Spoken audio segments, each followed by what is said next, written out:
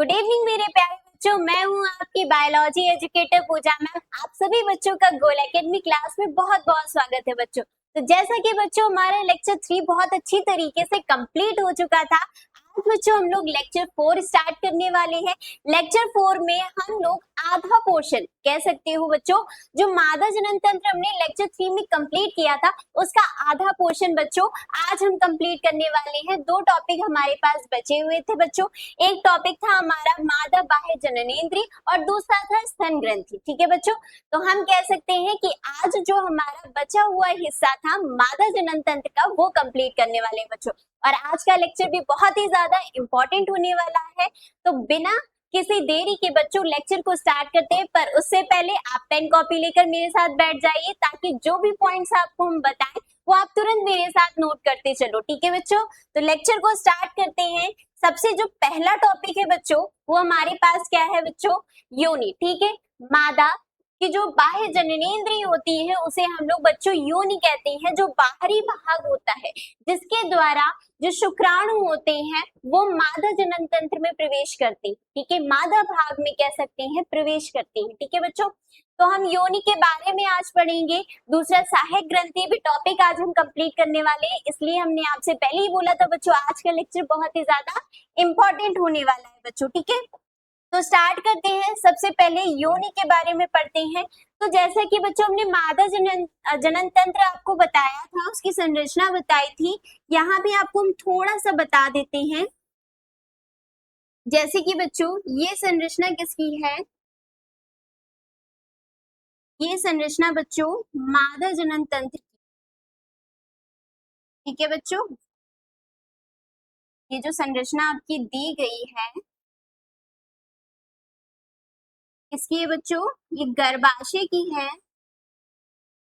आपको हम नेमिंग अच्छी तरीके से बता देते हैं बच्चों। यहाँ पे डायग्राम की सहायता से थोड़ा सा आपको पिछले का थोड़ा सा रिवीजन करा देते हैं ताकि आपको जो आगे हम जब समझाने वाले हैं जो टॉपिक वो अच्छी तरीके से बच्चों आपको समझ में आए। ठीक है, इसीलिए सबसे पहली चीज बच्चों हम बात कर लेते हैं कि मादा जनन तंत्र में हम लोग कौन कौन से भाग पढ़ चुके थे वो हम लोग आज पढ़ने वाले हैं बच्चों। ठीक है, तो सबसे पहली चीज मादा जनन तंत्र में लेक्चर 3 में हमने कौन कौन से टॉपिक पढ़े थे। जो पहला टॉपिक था बच्चों वो हमने पढ़ा था इसमें अंडाशय। ठीक है, तो इसमें डायग्राम की सहायता से हम देखते जाएंगे सारी चीजें। तो सबसे पहली चीज बच्चों ये आपकी कौन सी संरचना है, बात कर लेते हैं बच्चों। ये आपकी संरचना दी गई है अंडवाहिनी की संरचना। ठीक है बच्चों, ये क्या है, अंडवाहिनी। और ये क्या है बच्चों, ये अंडाशय है। क्या है बच्चों, अंडाशय। ठीक है, अंडाशय आपकी संख्या में कितनी होती है, 2 होती हैं बच्चों। ठीक है, अब जैसे कि बात कर लेते हैं बच्चों, इसी के साथ एक परत होती है गर्भाशय के अंदर। ठीक है बच्चों, ये क्या है आपका गर्भाशय है बच्चों। ठीक है, अब गर्भाशय की बात करें, यहाँ पे जो बाहरी हिस्सा होता है, ठीक है बच्चों, ये योनि होती है। क्या होती है बच्चों, योनि कहलाती है। अब ये जो हिस्सा है इसे हम लोग क्या कहते हैं, गर्भाशय कहते हैं। क्या कहेंगे बच्चों, गर्भाशय कहेंगे। ठीक है, हमने क्या पढ़ा था मादा जनन तंत्र में लेक्चर 3 में हमने टॉपिक कौन कौन से पढ़े थे, अंडाशय के बारे में पढ़ा था बच्चों। किसके बारे में पढ़ा था, अंडाशय के बारे में पढ़ा था, अंडवाहिनी के बारे में हमने जाना था। ठीक है बच्चों, किसके बारे में पढ़ा था, अंडवाहिनी के बारे में पढ़ा था, ये गर्भाशय के बारे में पढ़ा था। 3 चीजों के बारे में पढ़ा था। अंडाशय क्या होता है बच्चों, जिसमें अंडाणुओं का निर्माण होता है और प्रोजेस्टेरोन हार्मोन जो स्रावित होता है वो कहाँ स्रावित होता है बच्चों, अंडाशय में ही होता है। ठीक है, दूसरी चीज अंडाशय से जो अंडाणु निकलते हैं वो कहाँ जाते हैं बच्चों, अंडवाहिनी में जाते हैं। ठीक है, कहाँ जाते हैं बच्चों, अंडवाहिनी में जाते हैं। अंडवाहिनी में जो एम्पुला नामक जो क्षेत्र होता है, ठीक है, या कह सकते हो जो तुम्बिका नामक जो क्षेत्र होता है, भाग होता है, वहीं पे अंडाणु और शुक्राणु निषेचन क्रिया करते। क्या करते हैं, निषेचन क्रिया करते हैं ताकि किसका निर्माण हो सके, भ्रूण का का निर्माण हो सके। ठीक है बच्चों, तो अंडवाहिनी में तुम्बिका क्षेत्र में ही क्या होता है, अंडाणु और शुक्राणु का निषेचन होता है। दूसरी चीज बच्चों, गर्भाशय में क्या होता है, भ्रूण का विकास होता है। ठीक है, जब भ्रूण अच्छी तरीके से निर्माण की क्रिया यहाँ संपन्न हो जाती है तो गर्भाशय में ही क्या होता है, भ्रूण का विकास होता है, वो शिशु में परिवर्तित होता है। ठीक है बच्चों, अब जब शिशु का निर्माण हो चुका होता है तो वो शिशु कहाँ से, कौन से मार्ग से निकलता है बच्चों, तो आप बताएंगे कि वो योनि के मार्ग से बाहर निकलते हैं। योनि के द्वारा ही जो शिशु होते हैं वो योनि के मार्ग से ही क्या होते हैं, बाहर आते हैं। ठीक है बच्चों, तो आज हम लोग बस इसी के टॉपिक के बारे में पढ़ने वाले हैं कि जो योनि मार्ग होता है उसमें जो बाह्य जननेंद्रिय होती है, जो बाहरी जो भाग होते हैं, कौन कौन से भाग होते हैं। ठीक है, तो सबसे पहली चीज बच्चों, ये एक पेशीय नलिका है जो गर्भाशय ग्रीवा से बाहर होती है। ठीक है, सबसे पहली चीज, गर्भाशय में जो गर्भाशय ग्रीवा होती है, गर्भाशय ग्रीवा के बाहर ही क्या होती है बच्चों, योनि होती है, नलिका के रूप में होती है।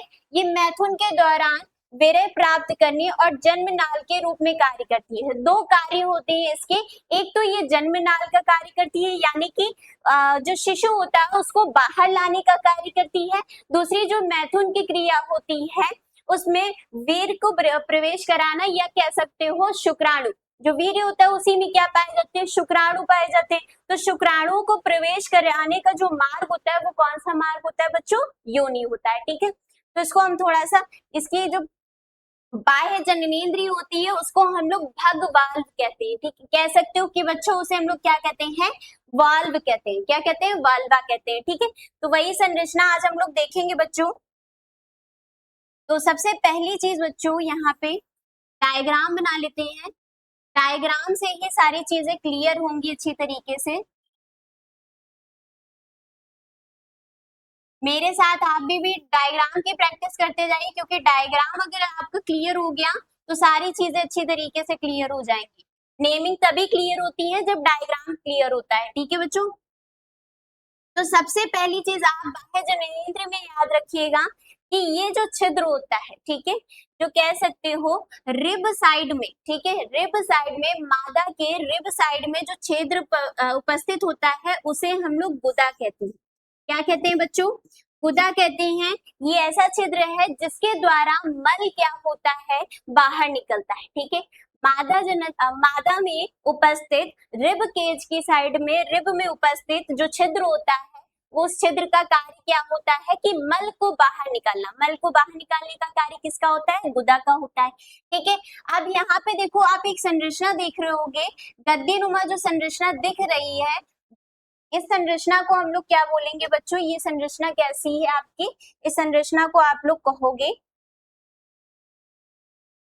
इसमें कुछ आपके बाल भी उपस्थित होते हैं। क्या होते हैं बच्चों, ये जो गद्दीनुमा संरचना दिख रही होती है इसे हम लोग कहते हैं बच्चों मॉन्स प्यूबिस। क्या कहेंगे बच्चों, मॉन्स प्यूबिस, प्यूबिस। ठीक है बच्चों, इसका एक और नाम है, इसको हम लोग जगन उत्थान भी कहते हैं। क्या कहते हैं बच्चों, जगन उत्थान भी कहते हैं। ठीक है बच्चों, क्या कहते हैं, जुगल उत्थान भी कहते हैं। इसका पहला नाम क्या होता है, मॉन्स प्यूबिस भी इसे कहा जाता है। इसमें कई सारे बाल उपस्थित होते हैं। ठीक है बच्चों, अब दूसरी एक बात और संरचना इसी के अंदर देख लेते हैं बच्चों। अब यहाँ पे एक फोल्ड नुमा संरचना होती है बच्चों। ठीक है, एक फोल्ड नुमा संरचना होती है इस प्रकार की, इसे हम लोग बच्चों दीर्घ ओष्ठ कहते हैं। क्या कहते हैं बच्चों, दीर्घ ओष्ठ कहते हैं। क्या कहते हैं, दीर्घ ओष्ठ कहते हैं। क्या कहेंगे बच्चों, दीर्घ ओष्ठ कहेंगे। ठीक है, ये भी मांसपेशियों से बनी होती है और इसमें भी यौवन अवस्था में जब मादाएं क्या आती हैं, यौवन अवस्था में आती हैं, तो धीरे धीरे दीर्घ ओष्ठ में भी क्या होते हैं, बाल उपस्थित होते हैं। ठीक है, इसका कार्य क्या होता है, जो आंतरिक संरचना होती है उसको सुरक्षा प्रदान करना होता है। ठीक है बच्चों, इसी में बच्चों एक इसी तरीके से और एक संरचना होती है। ठीक है, इस तरीके से फोल्ड लाइक स्ट्रक्चर, इसी में एक और परतें होती हैं। ठीक है, इसे बच्चों हम लोग क्या कहेंगे, लघु ओष्ठ कहते हैं। क्या कहते हैं बच्चों, लघु ओष्ठ कहेंगे। क्या कहेंगे, लघु ओष्ठ कहेंगे। ठीक है, इनके इंग्लिश नाम भी हम आपको बता देते हैं। लघु ओष्ठ को हम लोग लेबिया, माइनोरा कहते हैं। क्या कहते हैं? लेबिया माइनोरा कहते हैं। और उसी तरीके से दीर्घोष्ठ को बच्चों हम लोग क्या कहते हैं? लेबिया माइजोरा कहेंगे बच्चों। क्या कहेंगे? माइजोरा। ठीक है, तो ये जो फोल्ड लाइक स्ट्रक्चर होती है इसे हम लोग क्या कहते हैं? लघु ओष्ठ कहते हैं। ये बहुत ही ज्यादा मुलायम संरचना होती है, सॉफ्ट होती है। ठीक है, अब बच्चों आगे की संरचना देख लेते हैं। अब इसी में बात करते हैं लघु ओष्ठ में जो उपस्थित भाग होता है। ठीक है बच्चों, लघु ओष्ठ के अंदर जितना भाग होता है उस भाग को प्रकोष्ठ कहते हैं। ठीक है, वो हम आपको बताते नहीं, यहाँ पे संरचना में नहीं बता रहे। ठीक है, एनसीईआरटी में भी नहीं दिया है, फिर भी आपको नेमिंग वाइज बता देते हैं कि जो आपका लघु ओष्ठ भाग होता है उसके आंतरिक जो भाग पाया जाता है उसे प्रकोष्ठ भाग कहते हैं। प्रकोष्ठ भाग में दो छिद्र होते हैं। ठीक है बच्चों, कितने छिद्र होते हैं? दो छिद्र होते हैं। दो छिद्र आप याद रखोगे। जो पहला छिद्र होता है, ठीक है बच्चों, जो पहला छिद्र होगा वो छिद्र बच्चों क्या होगा? मूत्र मार्ग का होगा। ठीक है बच्चों, कौन सा छिद्र होगा? मूत्र मार्ग का होगा। ठीक है, याद रखिएगा बच्चों, प्रकोष्ठ भाग में दो छिद्र होते हैं, एक होता है मूत्र मार्ग। ठीक है बच्चों, और दूसरा बच्चों याद रखो, दूसरा जनन छिद्र कहते हैं। क्या कहते हैं बच्चों? जनन छिद्र कहेंगे। क्या कहेंगे बच्चों? जनन छिद्र भाग इसे कहते हैं। जनन छिद्र से ही क्या होते हैं? एक तो आपका जो मासिक धर्म होता है उसमें रक्त बाहर निकलता है। मासिक धर्म के दौरान क्या होगा? जो रक्त होता है वो जनन छिद्र से ही निकलता है। और कह सकते हो कि जो शिशु होता है वो शिशु भी इसी छिद्र के द्वारा ही बाहर आता है। ठीक है बच्चों, दोनों चीजें आपको याद रखनी होगी। वो जो शिशु होता है वो भी इस छिद्र के द्वारा ही बाहर निकलता है मादाओं में। ठीक है, और जो आप कह सकते हो कि जो मासिक धर्म में जो रक्त होता है वो भी कहाँ से निकलता है बच्चों? जनन छिद्र से ही निकलता है। ठीक है, दूसरी चीज बच्चों इसमें और बात कर लेते हैं। अब इसके ऊपर एक संरचना होती है। अब बच्चों इसी में हम आपको एक चीज और बताते हैं कि जो जनन छिद्र होता है, ठीक है, जो जनन छिद्र होता है बच्चों, इसी में एक और परत होती है पतली सी। ठीक है बच्चों, क्या याद रखोगे? इसी में एक पतली सी परत होती है, झिल्ली नुमा परत। ठीक है बच्चों, इसी में झिल्ली नुमा एक परत होती है जिसे हम लोग क्या कहते हैं बच्चों? हाइमन कहते हैं। क्या कहते हैं बच्चों? हाइमन कहते हैं। ठीक है, ये याद रखिएगा बच्चों कि जनन छिद्र में एक परत पाई जाती है जिसे झिल्ली नुमा परत होती है, बहुत पतली सी परत होती है बच्चों, जिसे हम लोग हाइमन कहते हैं। और कह सकते हो बच्चों एनसीईआरटी में इसके लिए एक लाइन दी गई हुई है कि हाइमन कह सकते हैं कि जब साइकिल वगैरह लड़कियां ज्यादा चलाती हैं या फिर जो स्पोर्ट जो खिलाड़ी होती हैं, फीमेल खिलाड़ी होती हैं, वो बहुत ही ज्यादा जब वर्क करती हैं तो उसकी वजह से ये जो हाइमन होती है वो क्या हो जाती है? टूट जाती है। ठीक है, पहले के टाइम लोग ये मानते थे कि पहले के टाइम होता था कि ये मान लेते थे कि ये जो हाइमन की जो परत है ये सिर्फ फिजिकल रिलेशन, जो फर्स्ट टाइम कह सकते हो कि फिजिकल रिलेशन की वजह से ही टूटती है, पर ऐसा कुछ नहीं है बच्चों। ये किसकी वजह से टूटती है? जब लड़कियां अक्सर क्या होती हैं कि ज्यादा से ज्यादा स्पोर्ट्स एक्टिविटी या फिर साइकिलिंग वगैरह या फिर कह सकते हो वर्क वगैरह जो ज्यादा करती हैं उसकी वजह से ये हाइमन परत क्या होती है बच्चों? टूट जाती है। ठीक है, अब बच्चों इसी के ऊपर एक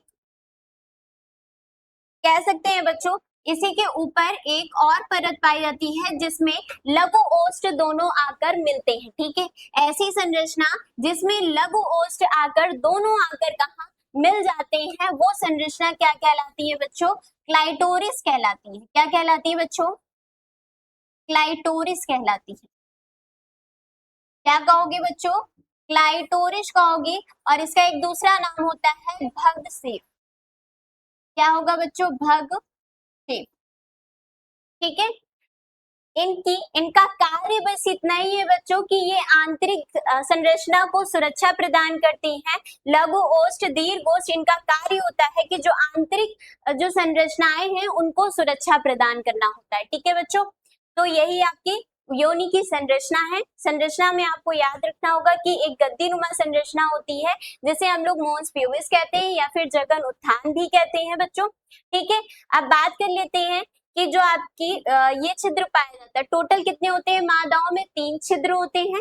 3 छिद्र में से एक छिद्र होता है मूत्र मार्ग का, जिससे मूत्र बाहर निकलता है। दूसरा छिद्र होता है जनन छिद्र होता है। ठीक है बच्चों, ठीक है, जनन छिद्र के द्वारा ही क्या होता है? शिशु बाहर निकलता है और जो मासिक धर्म के दौरान रक्त बाहर निकलता है। ठीक है, तीसरा छिद्र कौन सा होता है? गुदा का होता है, जिससे मल बाहर निकलता है। ठीक है, अगली बात कर लेते हैं, जनन छिद्र में ही क्या पाई जाती है? एक हाइमन की परत पाई जाती है जो साइकिल वगैरह या फिजिकल एक्टिविटीज के दौरान क्या होती है बच्चों? टूट जाती है। ठीक, दूसरी, इसमें दो आपके एक दीर्घ ओष्ठ पाए जाते हैं और लघु ओष्ठ पाए जाते हैं। दोनों का कार्य क्या होता है कि ये आंतरिक संरचना को सुरक्षा प्रदान करना होता है। ठीक है बच्चों, तो ये थी आपकी योनि की नेमिंग। अब बच्चों आगे बढ़ते हैं, इनके बारे में थोड़ा थोड़ा पढ़ लेते हैं। तो पहली चीज, योनि की संरचना में ये लंबाई लगभग 7.5 सेंटीमीटर से 10 सेंटीमीटर होती है। योनि की बाहरी छिद्र योनि द्वार कहलाता है। ठीक है, जो बाहरी छिद्र होता है उसे हम लोग क्या कह सकते हैं? योनि द्वार भी कह सकते हैं। अविवाहित लड़कियों में योनि द्वार पे योनि छिद्र उपस्थित पाया जाता है। ठीक है, हाइमन को एक और नाम से हिंदी में क्या कहते हैं? योनि छिद्र कहा जाता है। ठीक है, बात कर लेते हैं बच्चों वाल्वा। वाल्वा जो भाग हमने बताए थे, स्त्री के बाह्य जननांग को सामूहिक रूप से जो हमने अभी भाग पढ़े थे उसे हम लोग वाल्वा कहते हैं। ठीक है, वल्वा कहते हैं। ये मुख्य रूप से सबसे पहले जगन उत्थान को क्या कहा जाता है? वसा युक्त उभरा हुआ भाग। ठीक है, जो उभरा हुआ भाग पड़ा था बच्चों वही क्या कहलाता है? जगन उत्थान कहलाता है। यौवन के बाद इस पर बाल उगते हैं। ठीक है, जब लड़कियां यौवन अवस्था में आ जाती हैं, 12 से 13 साल की उम्र में आ जाती हैं, मासिक धर्म उनमें शुरू होने लगता है, तब क्या होता है बच्चों कि धीरे धीरे उसमें छोटे छोटे से बाल शुरू होने लगते हैं, उगने शुरू स्टार्ट कर देते हैं। आगे दीर्घोष्ठ को लाइबिया मेजोरा कहते हैं। ठीक है, अब बच्चों बाहरी बड़े त्वचा फोल्ड, जो बाहरी त्वचा जो फोल्ड होती है, ठीक है, उसे हम लोग क्या कहते हैं बच्चों? लेबिया मेजोरा कहते हैं। आंतरिक भागों की सुरक्षा करते हैं। ठीक है, ये कह सकते हो कि आंतरिक जो भी संरचना होती है उसको सुरक्षा प्रदान करने की। अगला लघु ओष्ठ में याद रखना भीतरी छोटे त्वचा फोल्ड। ठीक है, जो उसके आंतरिक कह सकते हो कि दीर्घ ओष्ठ के बाद वाली जो संरचना होती है वो संरचना किसकी होती है? लघु ओष्ठ की होती है। और ये कैसी होती है? अत्यधिक संवेदनशील होती है, बहुत ही ज्यादा मुलायम होती है बच्चों। आगे प्रकोष्ठ की बात करें बच्चों तो लघु ओष्ठों के बीच का जो भाग होता है, ठीक है, जो लघु ओष्ठ होता है हमने आपको बताया था, लघु ओष्ठ संरचना बताई थी बच्चों। इसके आंतरिक में जो भाग होता है उसे प्रकोष्ठ कहा जाता है। इसमें मूत्र मार्ग एवं योनि के छिद्र खोलते हैं। 2 छिद्र होते हैं, एक आपका मूत्र मार्ग का होता है और एक ही योनि का छिद्र होता है, जिसे जनन छिद्र कहा जाता है। भगशिंस जिसे क्लिटोरिस कहा जाता है बच्चों। लघु ओष्ठों के अग्रभाग पर स्थित छोटा बेलनाकार एवं अत्यधिक संवेदनशील अंग भंगशिश्न कहलाता है। ठीक है, कह सकते हो कि इसके ऊपर जहाँ पे लघु ओष्ठ आकर मिलते हैं उसे उस वाले भाग को भगशिश्न कहा जाता है बच्चों। ठीक है, एक तरीके से दूसरा नाम इसका क्लिटोरिस होता है, बेलनाकार का होता है बच्चों।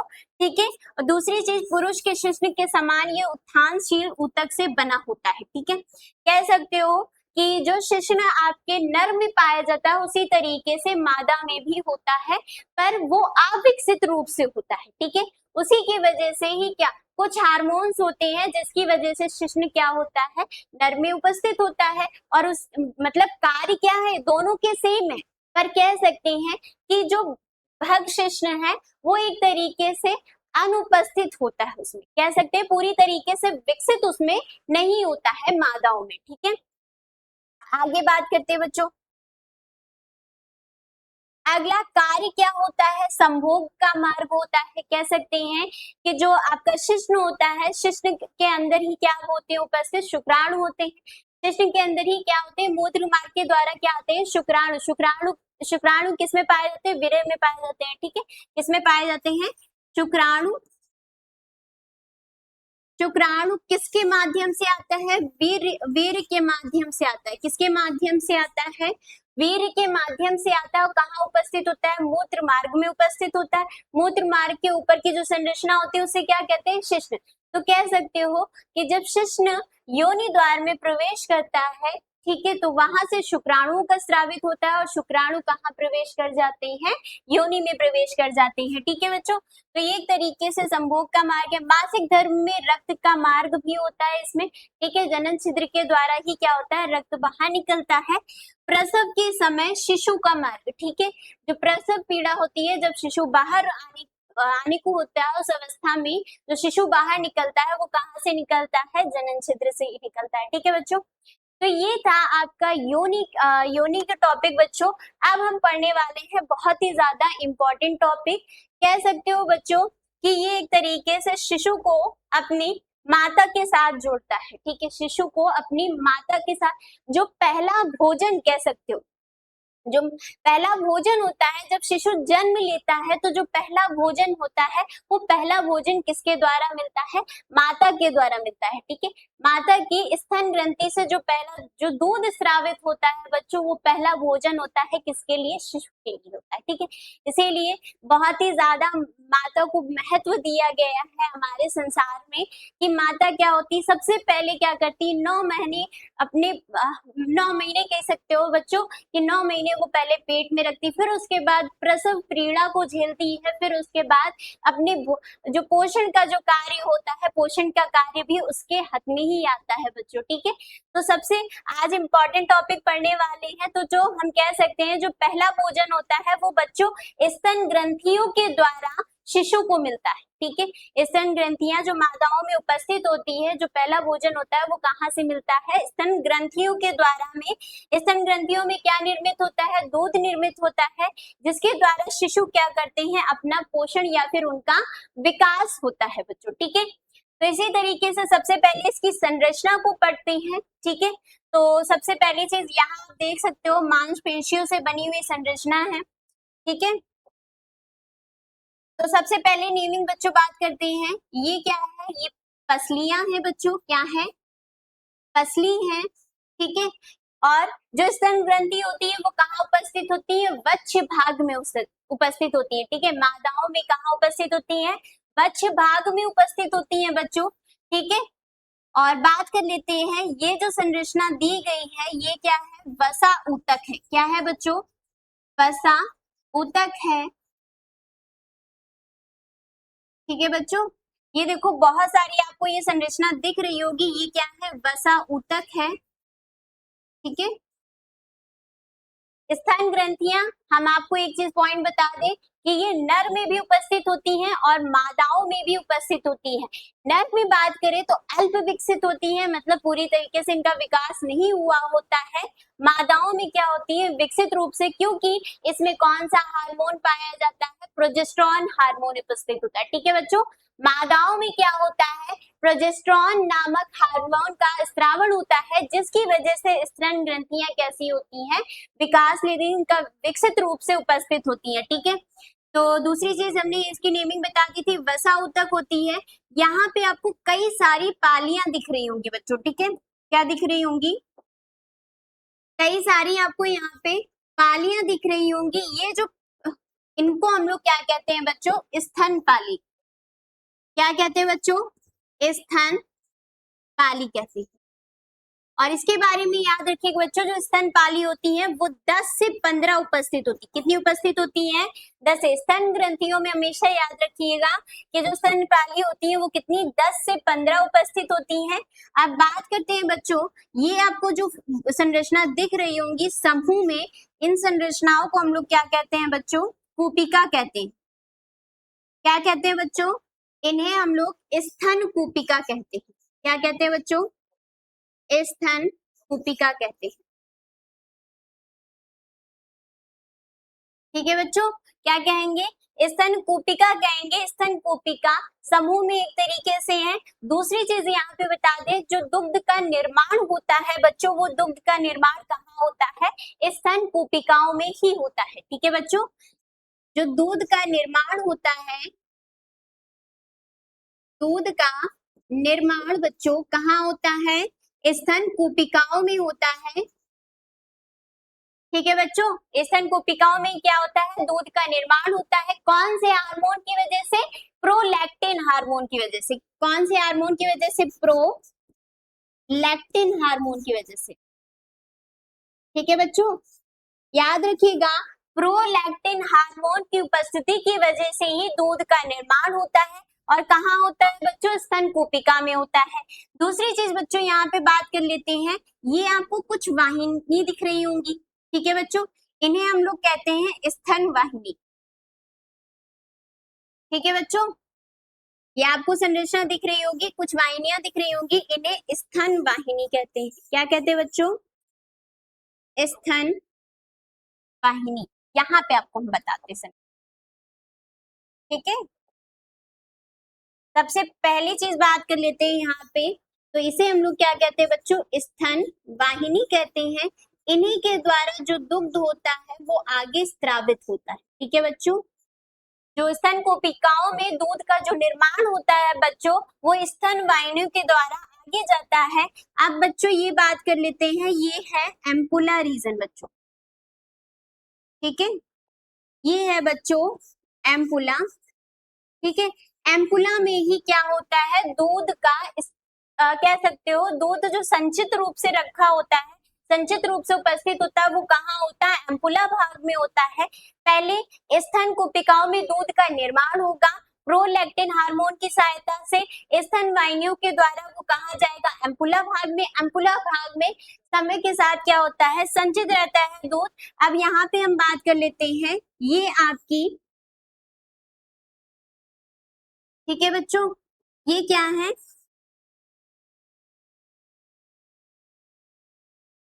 दुग्ध वाहिनी। क्या है बच्चों? ये है दुग्ध वाहिनी। कह सकते हो दुग्ध वाहिनी कौन से हार्मोन की वजह से? ऑक्सीटॉसिन। ठीक है, ऑक्सीटोसिन की वजह से, हार्मोन की वजह से जब प्रसव होता है, ठीक है, जब शिशु बाहर निकलता है, तभी जो दूध का जो स्त्राव होता है, जब शिशु पहली बार माता से दूध को ग्रहण करता है, तो वो जो दूध का स्त्राव होता है वो कौन सी वाहिनी के द्वारा होता है? दुग्ध वाहिनियों के द्वारा होता है। और कब होगा? जब ऑक्सीटोसिन हार्मोन का स्त्रावण करेगा। ठीक है बच्चों, कौन सा हार्मोन?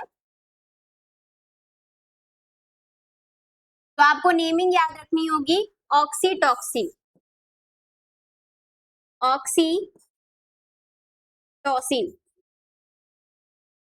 ठीक है बच्चों, ऑक्सीटोसिन। ठीक है, ऑक्सीटोसिन हार्मोन होता है। अरे क्या हो गया? ठीक है, कौन से हार्मोन की वजह से? ऑक्सीटोसिन हार्मोन की वजह से ही क्या होता है? दुग्ध का स्त्रावण होता है। ठीक है बच्चों, अब यहाँ पे आपको एक छिद्र दिख रहा होगा। ठीक है, जब आप सामने की ओर से देखोगे तो स्तन ग्रंथि में क्या होगा? एक छोटा सा जो छिद्र निप्पल की आकार में, ठीक है, उसे हम लोग क्या कहते हैं बच्चों? सूचक कहते हैं। क्या कहते हैं?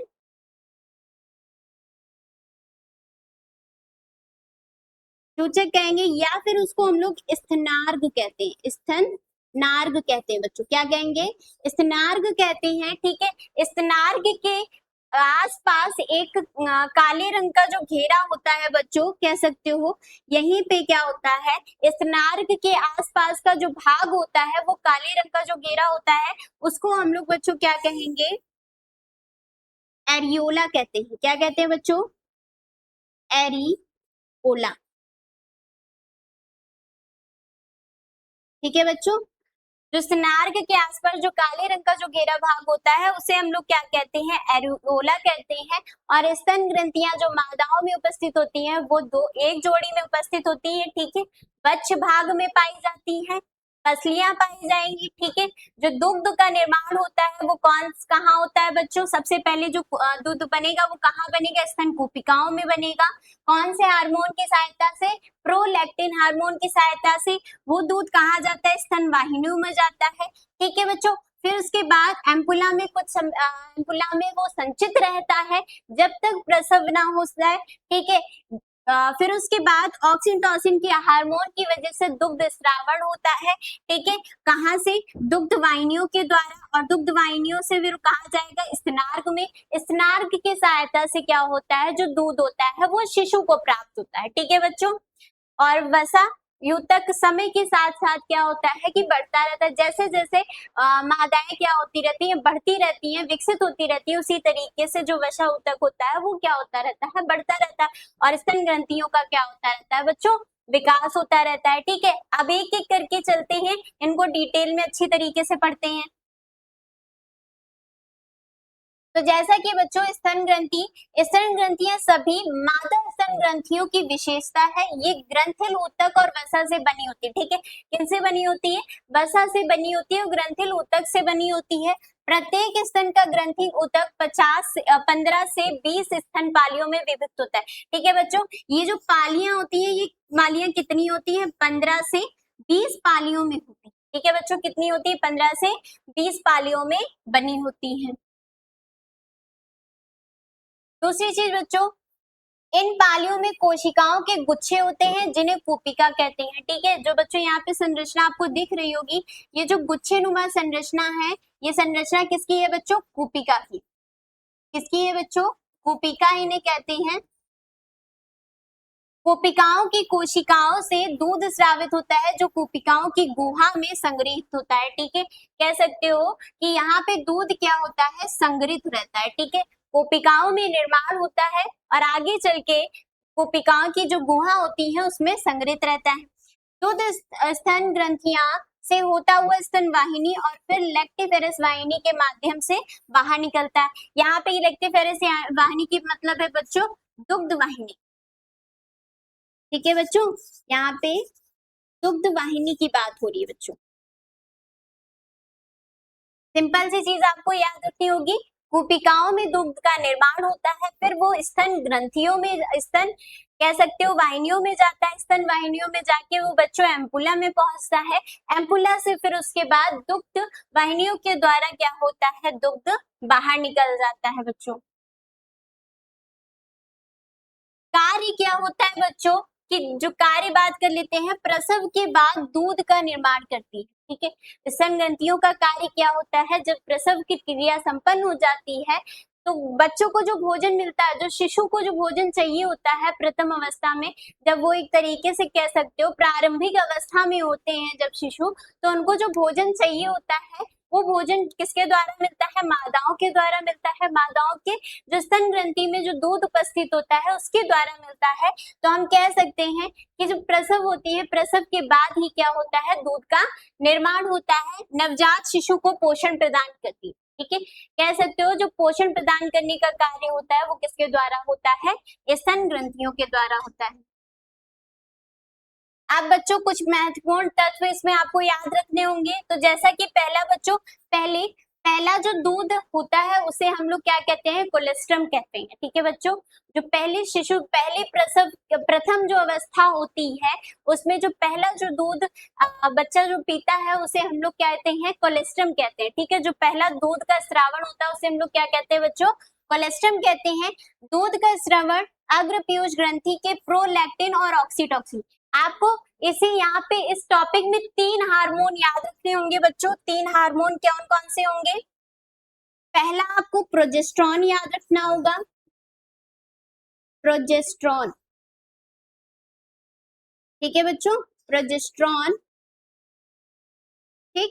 प्रोजेस्टेरॉन का कार्य क्या होता है? वृद्धि करना, ठीक है। लिख सकते हो स्तन स्तन ग्रंथि की स्तन ग्रंथि का विकास करना या वृद्धि करना, ठीक है। इसका कार्य क्या होता है? प्रोजेस्टेरॉन का कार्य क्या होता है? स्तन ग्रंथि का विकास करना या फिर वृद्धि करना। दूसरा आपको हार्मोन याद रखना होगा प्रोलैक्टिन हार्मोन। दूसरा हार्मोन कौन सा याद रखोगे? प्रोलैक्टिन। क्या याद रखोगे बच्चों?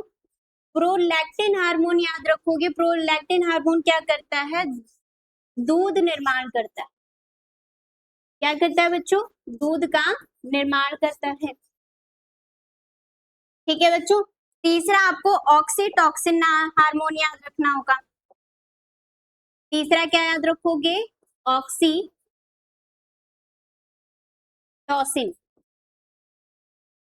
ऑक्सीटोसिन हार्मोन याद रखना होगा। इसका कार्य क्या होता है? ये दूध का स्रावण करता है।